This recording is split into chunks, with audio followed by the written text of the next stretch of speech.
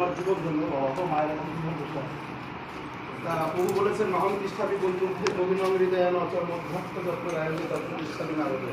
আমি সরকার থাকি না, মর্তেও থাকি না, আর যোগীদের হৃদয়েও থাকি না। যেখানে আমার ভক্ত আমার গুণকীর্তন করে সেখানে আমি সবসময় বিরাজ করি। আমরা যে যাই করি মূল কথা কিন্তু ওই তাকে পাওয়া।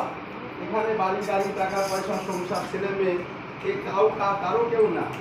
দেখেন এই যে আমার দাদাবাবু কত সুন্দর বসাবেন সৎসঙ্গে, হয়তো কিছুদিন পর আমি চাই তিনি দীর্ঘদিন বেঁচে থাকেন, কিন্তু এমন একটা দিন আসবে এই সুন্দর নাতি এই সুন্দর বাড়ি গাড়ি তারে আগে ঘর থেকে বার করে দেবে। শুধু আমার দাদাবাবু বলুন আমার মায়েরা আমরা বার করে দেবো, তাই যে সবচেয়ে প্রিয়জন ছেলে সে আগে মুখে আগুনটা দেবে। তাহলে আমি এখানে এসেছি কি জন্য? তার কাজ করার জন্য।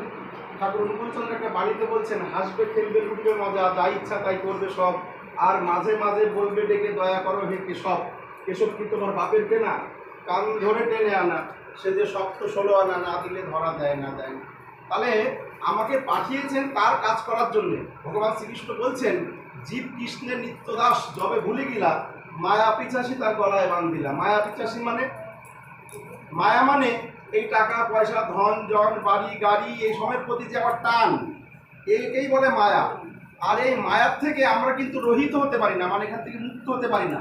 মুক্তির পথ কি আছে দেখেন, একটা দুধের মধ্যে যদি একটু লেবুর রস বা গরুর চোনা পড়ে যায় তাহলে দুধটা কেটে যায়। তো তেমনি আমাদের মধ্যে থেকে কাম ক্রোধ লোভ মোহ মাৎসর্য এইগুলোর থেকে যদি মুক্তি পেতে চাই তাহলে আমাকে কি করতে হবে?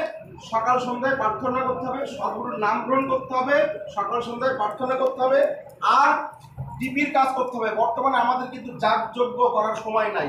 কেন? এখন ঠাকুর নতুন তার নিয়ম বিধান নিয়ে এসছেন।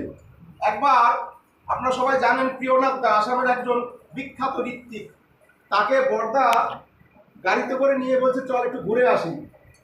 আসামের এক জঙ্গলে বলছে